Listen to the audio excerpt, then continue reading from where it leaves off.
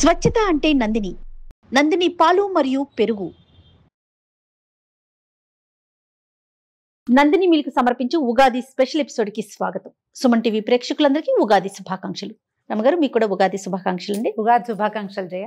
Suman TV ప్రేక్షకులందరూ ఆయురారోగ్య ఐశ్వర్యాలతో తొలతూగుతూ ఉండాలని కోరుకుంటూ ఉగాది శుభాకాంక్షలు. ఉగాదిలో కూడా వచ్చేసాం, ఉగాది పండుగ జరుపుకుంటున్నాం. ఈ సంవత్సరం వాళ్ళు స్పీడ్ గా అయిపోతుంది, చాలా త్వరగా వచ్చేసినట్టు అనిపిస్తుంది. 24 తొందరగా అయింది అనుకున్నాం, అసలు అప్పుడే మార్చి అయిపోయింది. అవును అవును, కొత్త సంవత్సరంలోకి అడుగు పెడుతున్నాం. ఉగాది అనగానే ముందుగా ఉగాది పచ్చడి, పంచాంగం, ఇవి రెండు మనం విశేషంగా మాట్లాడుకుంటాం. ప్రతి ఒక్కరం కూడా పంచాంగం కోసం ఎదురు చూస్తాం, పంచాంగం వింటాం, పంచాంగ శ్రవణం. ఏ రాశికి, నా రాశికి నాకు ఎట్లా ఉందని తెలుసుకోవటంలో ఎక్కువగా ఇంట్రెస్ట్ చూపిస్తూ ఉంటాం కదరమ్మ గారు. ఈ సంవత్సరం అన్ని రాశుల వారికి బాగుండాలని, అందరూ కూడా ఆనందంతో ఆరోగ్యంగా ఉండాలని కోరుకుంటూ మొదలు పెడదామండి. ఉగాది యొక్క విశిష్టత. సంవత్సర ఆరంభం మామూలుగా మనకి మన కాలగణనం నెలల్లో ఇన్ని రోజులు 2 పక్షాలని, ఇవి ఇన్ని నెలల్లోనూ 2 నెలలు ఒక్కొక్క ఋతువని, ఈ ఋతువుల లైను ఇది లెక్కగా నడుస్తుంది. ఈ మధ్యలో మనకి ఉత్తరాయణ దక్షిణాయనాలు, ఇది ఒక లెక్క కదా. అవును. అయితే ఇప్పుడు మామూలుగా మనం సంవత్సరారంభం అనగానే జనవరితో కొత్త నెల, మొదటి నెల ప్రారంభం అవుతుంది. కానీ జనవరితో అసలు సీజన్ మారేదే లేదు. డిసెంబర్ 31కి ముందు జనవరి 1కి తర్వాత డేట్ మారుతుంది, క్యాలెండర్ మారుతుంది, మనం రాసేది సంవత్సరాన్ని అంకె మారుతుంది తప్ప సీజన్ లో గణనీయంగా ఒక్క పూటలో సూర్యుడు నిలబడ్డం గాని తగ్గిపోవటం ఏం కనపడదు. వాతావరణంలో ఎలాంటి మార్పుని చూడం. ఉగాదికి ముందు వెనక మనకు ఆ డిఫరెన్స్ కనపడుతుంది. అవునండి. ఋతువు యొక్క మార్పు, దాంతో జీవితంలో కొంత మార్పు జరగడానికి అవకాశం ఉందేమోనని అనిపిస్తూ ఉంటుంది మనకి తొలి కాలం నుంచి. అయితే ఈ ఉగాది ఈ రోజు చైత్రారంభంలో కాకుండా ఇంకా కొంచెం ముందుకుండేది, వెనక్కుండేది, ఇవన్నీ అనుకుంటాం. కానీ మనకు తెలిసి కొన్ని వందల సంవత్సరాలుగా ఇదే, ఒక 300-400 సంవత్సరాలుగా ఇదే మనం చేసుకుంటున్నాం. ఈ చైత్ర ఆరంభం మొదటి రోజున కొంచెం చక్కటి పాజిటివ్ దృక్పథంతో మన జీవితంలో ఉండేటువంటి షడ్రసాలని షడ్రుచులుగా వాటితోటే మనం ఏదైనా ఒక పదార్థం కావించి భగవంతుడికి నివేదన చేసో చేయకుండానో మన ఊరి ఆచారం ప్రకారం షడ్రుచులతోటి కూడినటువంటి నింబకుసుమ భక్షణ చేసి ఈ రోజుని చక్కగా కనుక ప్రారంభం చేసుకుంటే ఈ రోజు మొదలు పెట్టుకుని సంవత్సరం అంతా బాగుంటుందని ఒక నమ్మికతోటి మనం ముందుకెళ్తూ ఉంటాం. జీవితం అంటే ఏమిటి, అన్ని రకాల ఇవి వస్తాయి. కష్టము, నిష్ఠూరము, సుఖము, దుఃఖము, సరదా, సంతోషము, అంతే కదా. ఇబ్బంది, సబ్బంది. ఏవో కాదరమ్మ గారు, ఆ ఇబ్బంది ఉంటేనే సబ్బంది విలువ తెలుస్తుంది. అంతే కదా. కష్టం ఉంటేనే కదా సుఖాన్ని ఎంజాయ్ చేయగలుగుతాం. లేకపోతే మొనాటనస్ గా ఉంటుంది. ఈ మొనాటనీ కాకుండా ఒక టఫ్ సిచ్యువేషన్, అందులో నుంచి ఈజ్, జీవితం తాలూకు సుఖము, మాధుర్యము ఏమిటో మనకు అప్పుడు అర్థమవుతుంది. అవును. ఆ దాని కలయికే మనకి మనం తినేటువంటి ఉగాది పచ్చడి. దాంతోపాటు మనం పంచాంగ శ్రవణం చేయటం చాలా కాలంగానే మనకి విధానంగా ఉంది. ఈ పంచాంగ శ్రవణం జనరల్గా మనం ఇప్పుడు ఏం చేస్తాం, 12 రాశుల వారికి ఎలా ఉందో తెలుసుకుంటాం. నీ రాశికి ఎలా ఉంది, నీకు రాజపూజ్యం ఎంత, నీకు అవమానం ఎంత, ఆదాయం ఎంత, వ్యయం ఎంత, తర్వాత ఏ నెలలు చాలా బాగున్నాయి, ఏమైనా విదేశీయానం ఉందా, ఈ సంవత్సరం కళ్యాణం ఉందా, వివాహయోగం ఉందా లేదా, విదేశీయానం ఉందా, చదువులో విద్యార్థులు ఎలా ఉంటారు, ఇవి మనం ఇప్పుడు తెలుసుకుంటున్నాం. మన ముందు కాలం వాళ్ళకి ఇవన్నీ ఉన్నాయా, ఈ ప్రొఫెషన్లు, ఈ ఉద్యోగ సద్యోగాలు ఏవప్పుడు ఏం లేవు. అప్పుడు ఏం చేసేవాళ్ళు, అప్పుడు ఏం తెలుసుకునేవాళ్ళు, వర్షాలు, పంటలు ఎలా ఉండబోతాయి, పంటలు ఎట్లా, చీడపీడలు ఏ రకంగా ఉంటాయి, ఏ కార్తెలు ఏ రకంగా వస్తాయి, కార్తెల్ని బట్టి విత్తనాలు విత్తే పద్ధతి మనం తెలుగు వాళ్ళు అలాగే ఫాలో అవుతారు. ఆరుద్ర కార్తెలు ఇది, ఈ కార్తెలు ఇది అని. మనం ప్రత్యేకంగా చెప్పుకునేది ఏంటంటే మృగశిర మనకి స్పష్టంగా తెలుసు. మన వైపు అంతా ఈ చేప మందేస్తారు మృగశిరలో. అవునవును. అవునా. తర్వాత ఏమో ఇది కూడా రోహిణి కార్తె, ఎండగా ఉంటాయి. ఈ 2 కార్తెలే అందరూ కామన్గా మాట్లాడుకుంటారు. అన్ని కార్తెల లెక్క ఉంటుంది. ఈ కార్తెలో విత్తనాలు వేయాలి, ఈ కార్తెలో కొయ్యాలి, ఈ కార్తెలో తీయాలి, ఇప్పుడు ఎండ ఉంచాలి, ఇవన్నీ విధానంగా ఉండేవి. అంటే వ్యవసాయ రంగం మొత్తం కూడా ఈ పంచాంగం మీద ఆధారపడే పని చేసుకునేదారమ్మ గారు. వానరాకడా పోకడా అవన్నీ కూడా పంచాంగం ద్వారానే తెలిసేది. ఈ సంవత్సరం పంటలు బాగుంటాయని, లేదా ఏదైనా ఈ ఇబ్బంది ఉంటుంది, ఇప్పుడు పొలి పెట్టటము, ఎప్పుడు పొలి పెట్టాలి, అవన్నీ కూడా పంచాంగం బట్టే మనకి ప్రజలు తెలుసుకునేవాళ్ళు. ఇప్పట్లాగా ఇప్పుడు అంతే మనకు యూట్యూబ్ వచ్చేసిన, సోషల్ మీడియా వచ్చింది కాబట్టి మనం 15 రోజుల ముందు నుంచే మన ప్రసారాలు చేసేస్తాము, వినేస్తూ ఉంటాం. అప్పుడు పండగ రోజున వింటే దానికి ఒక ప్రత్యేకత కూడా ఉంది.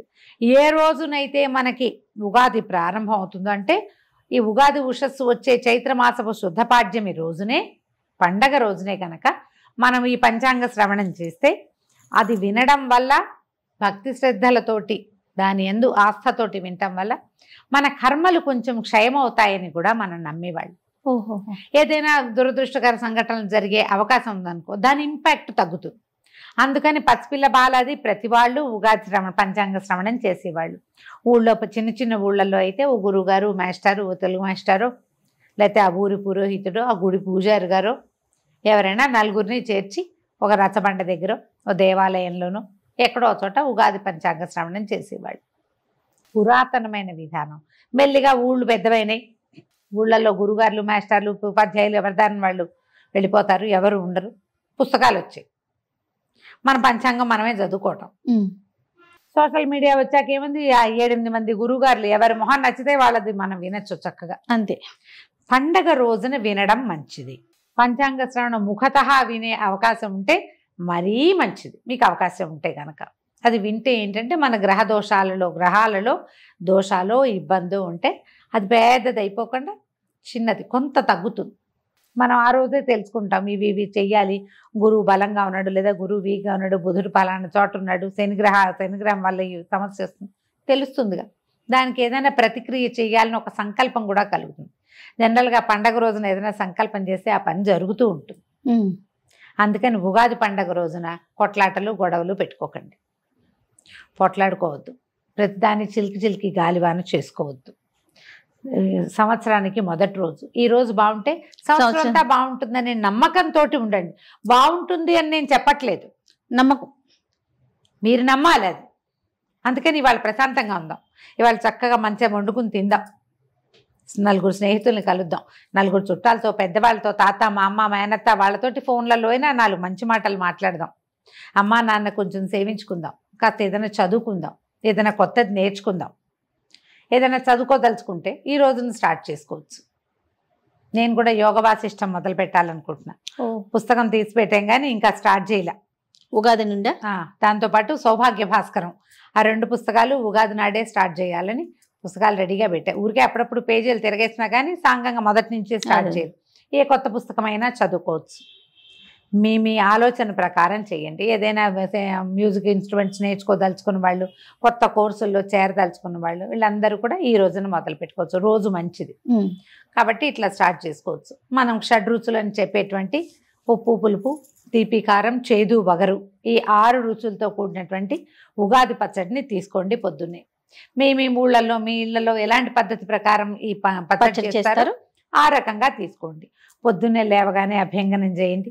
సొంతంగా అభ్యంగనం చేస్తే మంచిది. ఇంట్లో ఎవరైనా పెద్దవాళ్ళు నుండి మన నెత్తి మీద నూనె పెట్టి, కాస్త మొహాన ఒక కుంకుమ బొట్టు పెట్టి, నెత్తి మీద నూనె పెట్టి ఓ హారతి తెచ్చి స్నానం చేయిస్తే పిల్లలకి, పెద్దవాళ్ళకి కూడా, ఇప్పుడు మీ వయసు వాళ్ళకైనా అమ్మలు ఇంట్లో ఉంటే, అమ్మలు ఉన్న వాళ్ళు అదృష్టవంతులు కదా, వాళ్ళతో ఏదైనా ఒక 2 అక్షింతలు వేయించుకుని స్నానం చేసి సంవత్సరం అంతా బాగుంటుంది. అదొక పద్ధతి. మీరు కావాలంటే అలాంటి పద్ధతిని అలవాటు చేసుకోవచ్చు. మేము పిల్లలు పుట్టినరోజులు ఖచ్చితంగా చేస్తాం జయ. బొట్టు పెట్టడం, నెత్తికి నూనె పెట్టడం, పండగ రోజు కూడా బొట్టు పెట్టడం, కాస్త నెత్తికి నూనె పెట్టి 4 అక్షింతలు వేస్తే మంచిది, శుభం కదా. పూజ చేసుకోవటము, దేవతార్చన ఏదైనా మన ఇంట్లో అలవాటు ఉంటే, ప్రార్థించే పద్ధతి ఏది ఉంటే ఆ ప్రార్థనా విధానాన్ని అవలంబించటము, ఎవరికైనా ఏమైనా చేసి పెట్టడము. ఈ కొన్ని చోట్ల ఏంటంటే అమ్మవారికి నివేదనలు చేసే విధానం కనపడుతుంది. ఈ గోదావరి జిల్లాలు ఆ వైపు, తర్వాత ఏమో శ్రీకాకుళం జిల్లా, ఇటువైపు ఉత్తరాంధ్ర వైపు కూడా అమ్మవారికి ఉపారాలు ఎత్తటం అంటారు. ఉపారము అంటే ఉపాహారం అన్నమాట. బహుశా ఉపారాలు ఎత్తటం అనే అంటారు. మా అత్తవారింట్లో ఏం చేస్తారంటే అమ్మవారి నివేదనని చేస్తారు ప్రత్యేకంగా. ఇక్కడ కూడా ఉంటాయి అట్లా. కొన్ని ప్రాంతాల్లో ఏంటంటే ఇప్పుడు గంగానమ్మకి అవి పెడతారు చూడు, అమ్మకి పెట్టుకుంటారు. అట్లా పండగ రోజున అమ్మవారికి పెట్టే విధానం కనపడుతుంది. ఇప్పుడు ఏంటంటే మనకి ఇది సీజన్ మారుతుందా, ఈ వేపపూత కాలంలోనూ అప్పుడు స్కిన్ ప్రాబ్లమ్స్ వస్తాయి, అనారోగ్యాలు వచ్చే కాలం ఇది. అవును, వేపపూత అంటే అట్లమ్మ అలాంటివి వస్తాయి. అందుకని ఈ అమ్మవారికి ఏదైనా బోనం ఎత్తటం అలాంటివి చేస్తారు. మేము ఈ పద్ధతులు మీకు అలాంటివి ఉంటే చేయండి. ఒకవేళ లేదు మేము చేయదలుచుకున్నామంటే చాలా సింపుల్ మెథడ్. మామూలు మనం వంట చేసుకోవడం, పప్పు, కూర, పులుసు 4 పదార్థాలు వండుకోవటం, తర్వాత పాయసము, పులిహార, గారెలు, బూర్లు, పొంగు బూర్లు, ఇవి 5 రకాలు. 5 మామూలు అన్న రోజువారీ ఆహారం కాకుండా ఇవన్నమాట. ఇవన్నీ 2 ఆకుల్లో సర్ది, అంటే మనం ఏమన్నా వడ్డించి అమ్మవారికి నివేదన చేస్తాం. ఈ అమ్మకు కూడా మన రోజువారీ దేవతార్చన దగ్గర కాకుండా కొంతమంది అక్కడ చేసుకుంటారు.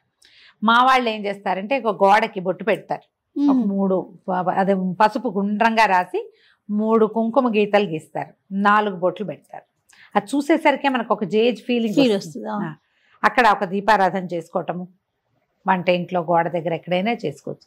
కాస్త అగరబత్తులు, ధూపం వేయటము, తర్వాత ఈ 2 ఆకుల్ని అమ్మవారికి నివేదన చూపించటం.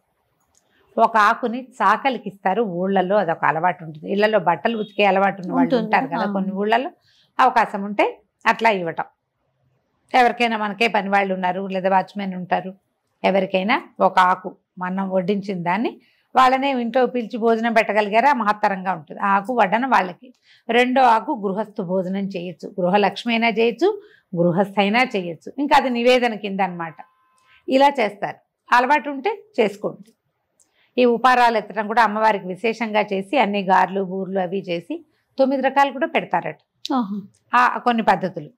అది ఏం లేదు, మనమే ఏదో చేసుకుంటాం, బొబ్బట్లు అవి ఇవి స్వీటు హాటు చేసుకుని 2-3 ఫ్రెండ్స్నో చుట్టాలనో పిలుచుకుని భోజనం చేయొచ్చు. మనమే ఉన్నాం, మనమే 4 షడ్రసోపేతమైన భోజనాలు చేసుకోవటం, హాయిగా నవకాయ పిండి వంటలు అవిను భోజనం చేయటం, తుష్టుగా చక్కగా తాంబూల సేవనం చేయటం.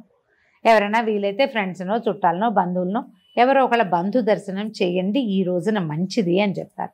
దర్శనాలు లేవు, మనకు ఫోన్లు ఉన్నాయి కదా, వీడియో కాల్స్ చేసుకుని ఏ ఊరు వాళ్ళనైనా చూసేసేసి, అమెరికా వాళ్ళని కూడా హాయిగా ఎవరితోటైనా మంచి మాటలు ఆడుకోండి.